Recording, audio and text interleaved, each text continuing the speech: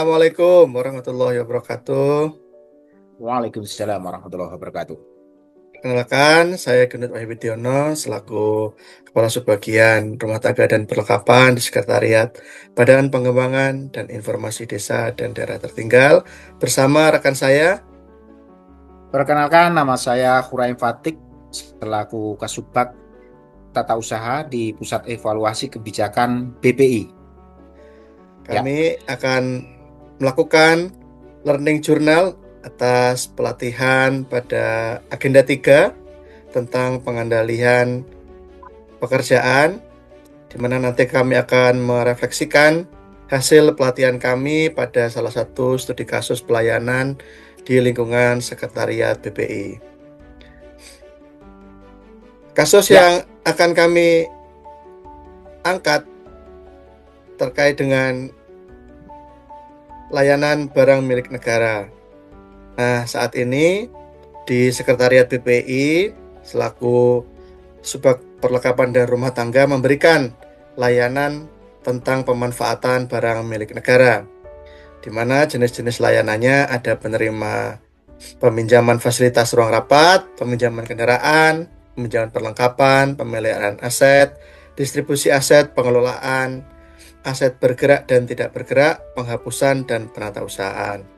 Nah, selama ini kami tentunya memiliki banyak permasalahan, baik dari segi teknis maupun dari segi layanan. Nah, rekan saya akan mencoba mengulas beberapa permasalahan yang sering dihadapi sebagai pengguna layanan dari sekretariat. Silakan pada Mas Patik. terima kasih Pak Kasubag. Saya di sini selaku Kasubag TU merupakan salah satu penerima manfaat, penerima layanan dari sekretariat, terutama dari Mas Gendut. Ada beberapa hal yang sebenarnya banyak perlu kita sampaikan untuk perbaikan kita bersama.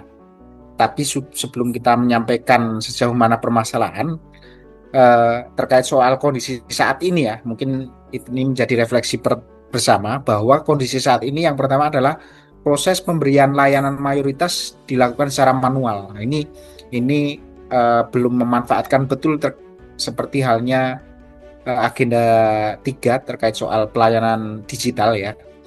Pelayanan publik berbasis digital ini belum maksimal. Mulai dari pengajuan, permintaan hingga persetujuan penggunaan aset itu masih manual. Yang kedua adalah pengelolaan dan pencatatan aset belum terorganisasi secara sistematis. Banyak BMN yang dipinjamkan atau digunakan tidak tercatat dengan jelas sehingga sulit mengetahui status, lokasi dan kondisi barang secara real time. Ini real time ini perlu karena kadang-kadang ruang rapat terbatas sementara pemanfaatannya itu banyak. Kedua yang melakukan peminjaman aset baik itu yang bergerak maupun tidak bergerak, sehingga perlu ada kejelasan status kondisi secara real time apakah ruangan ini kosong atau tidak. Dan yang ketiga adalah ketiadaan sistem digitalisasi memperlambat efektivitas layanan secara keseluruhan. Jadi ini mungkin solusinya adalah digitalisasi. Seperti itu, Mas. Mungkin tanggapannya seperti apa, Mas, dari kondisi saat ini? Silakan. Betul, kami sangat menyadari bahwa proses yang diberikan oleh sekretariat, khususnya layanan BMN masih manual, belum memanfaatkan digitalisasi secara keseluruhan. Selain itu, kami juga menyadari kelemahan ya terkait dengan kecepatan, kemudian monitoring berkala terkait dengan aset yang dipinjamkan. Nah, tentunya kami akan melakukan pembenahan secara bertahap untuk memberikan layanan yang lebih baik. Nah, menurut Pak Kasub sebagai pengguna, harapan apa saja eh, yang bisa disampaikan kepada kami untuk meningkatkan layanan dari pemanfaatan BFN ini? Oke, terima kasih Pak Kasub. Yang jelas ada 5 poin. Tentunya 5 poin ini erat kaitannya dengan ilmu yang kita dapatkan terkait soal mata pelatihan di agenda ketiga ya. Yang pertama adalah harapan kami adalah akses cepat dan mudah. Jadi itu perlu sekali sehingga informasi itu ketegasan informasi itu perlu kita peroleh secara cepat dan mudah. Terus kemudian adalah transparansi dan kepastian informasi. Jadi status ketersediaan dan kondisi aset diketahui secara jelas dan real time. Dan yang selanjutnya adalah kualitas dan kesiapan aset. Aset tersedia dalam kondisi baik, terawat, dan siap digunakan. Yang keempat adalah prosedur sederhana, tidak berbelit, dan transparan. Ini tidak harus diciptakan sebuah sistem yang rumit, entah itu nanti dengan pemanfaatan G-form dan lain sebagainya, yang bisa kita akses terutama ke seluruh Kasubag TU di lingkungan BBI, sehingga kita bisa tahu, oh seperti ini. Jadi prosedur sederhana tidak berbelit ini tidak harus kita menciptakan sebuah sistem informasi yang baru atau sistem berbasis web, tapi kita memanfaatkan teknologi yang ada, baik itu lewat drive dan lain sebagainya. Dan yang terakhir adalah petugas layanan yang responsif dan solutif. Ini lebih kepada optimalisasi human resource atau SDM yang ada di sekretariat, terutama teman-teman yang bekerja di layanan BMN. Jadi teman-teman harus ditingkatkan kapasitasnya, terutama dalam hal untuk meningkatkan kapasitas agar layanannya responsif dan solutif seperti itu. Kalau dari Pak Kasubag rumah tangga sendiri gimana Pak? Merespon atau menanggapi hal yang kita harapkan ini? Baik Pak, menurut kami sepakat ya terkait dengan kondisi yang diharapkan. Memang pemberian layanan BMN ini harus bisa cepat dan mudah diakses, kemudian transparan, berkualitas tentunya, serta ada transparansi prosedur gitu Pak ya, agar pada saat pemanfaatan BMN bisa jelas siapa yang menggunakan, bagaimana kondisinya, dan bisa dimanfaatkan serta berdampak bagi penunjangan tugas pokok dan fungsi kita. Nah, oleh karenanya, berdasarkan refleksi dari 7 mata pelatihan di agenda 3 ini, kami menyusun satu solusi tentang Smart BMN, yaitu Sistem Manajemen Aset dan Respon Terpadu Barang Milik Negara. Nah, nantinya kami akan memberikan layanan one call away. Nah, sekali telepon, WA, ada permasalahan, ada kendala teknis, kami langsung datang memperbaiki. Nah, ini tentunya terinspirasi dari komunikasi yang efektif. Itu sekali panggil kami langsung datang. Kemudian ada comment center, Pak. Nah, comment center ini adalah tim yang akan terpusat di Subag rumah tangga yang berisi para teknisi. Jadi ketika nanti ada keluhan, kami langsung bisa mengirimkan bala bantuan untuk menyelesaikan permasalahan lewat satu dashboard, lewat satu komando. Nah, harapannya bisa memberikan respon cepat, itu Pak. Yang ketiga adalah desentralisasi tugas. Nah, nantinya akan ada PIC yang ditempatkan di setiap ruangan untuk memantau kondisi ruang, bertanggung jawab melaporkan kondisi, serta menjadi responder pertama. Nah, apabila terjadi kendala. Nah, ini terinspirasi dari proses monitoring dan pengawasan, di mana kita akan menugaskan satu PIC untuk memonitor kondisi ruangan, sehingga informasi yang kita terima lebih valid dan real time, gitu Pak. Yang terakhir adalah digitalisasi layanan, khususnya layanan peminjaman aset-aset untuk operasional. Ya, dengan menggunakan platform gratis seperti Canva Web Developer, nah kita sudah memulai untuk melakukan digitalisasi peminjaman ruangan, kendaraan operasional, dan perlengkapan perkantoran. Tentunya Smart BMN ini diharapkan bisa memberikan manfaat agar layanan bisa lebih respon lebih cepat, koordinasi lebih terpusat, pemantauan lebih efektif, nah dan layanan bisa terdigitalisasi.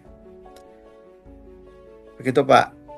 Jika direfleksikan ya Pak ya, dari ke 7 mata pelatihan, Yang paling menonjol ada di 3 mata pelatihan. Pertama, komunikasi yang efektif, pelayanan digital, dan manajemen mutu.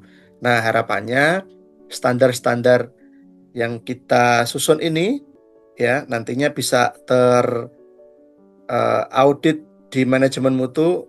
Paling tidak layanan kami sudah mendapatkan sertifikasi ISO dan lain sebagainya. Nah, sehingga layanan-layanan kedepannya, perbaikan-perbaikan kedepannya bisa lebih berkualitas dan tentunya berdampak bagi pelaksanaan tugas dan fungsi di lingkungan Badan Pengembangan dan Informasi Desa dan Daerah Tertinggal. Nah, selanjutnya gimana Pak terkait dengan ide yang kami sampaikan atas refleksi dari ketujuh mata pelatihan ini? Ini sangat menarik sekali Pak Kasub. Dan sebenarnya ada keterkaitan juga di mungkin materi 6 dan 7 ya.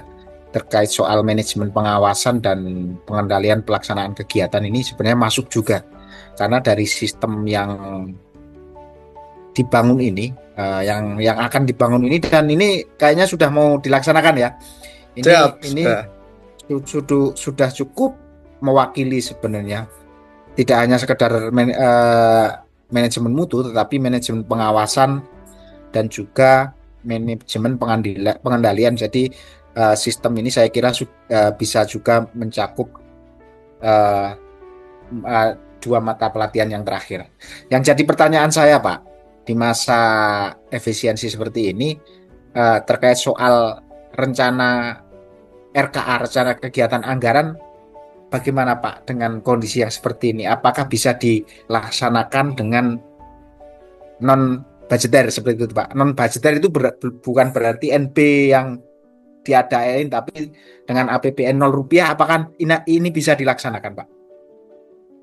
Ya, tentunya itu sudah kami pertimbangkan, Pak Kasub, terkait dengan pembiayaan ya dari RKA memang sudah kami alokasikan khususnya untuk pemeliharaan, pengadaan, kemudian terkait dengan penyediaan kebutuhan sehari-hari dan sebagainya.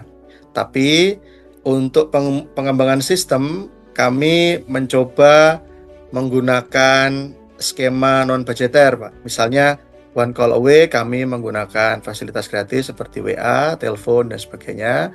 Comment center itu kami juga menggunakan fasilitas langsung by phone atau WA. Kemudian pembagian PIC biasanya kami menggunakan spreadsheet atau fasilitas-fasilitas yang gratis yang disediakan oleh web developer.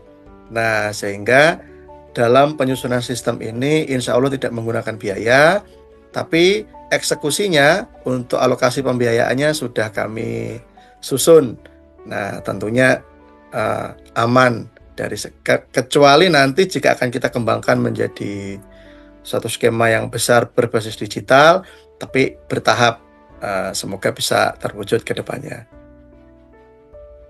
Mantap Pak Kasub. Saya kira ini menjadi proyek perubahan yang bagus, khususnya di Sekretariat Badan Pengembangan dan Informasi, khususnya pada layanan BFN.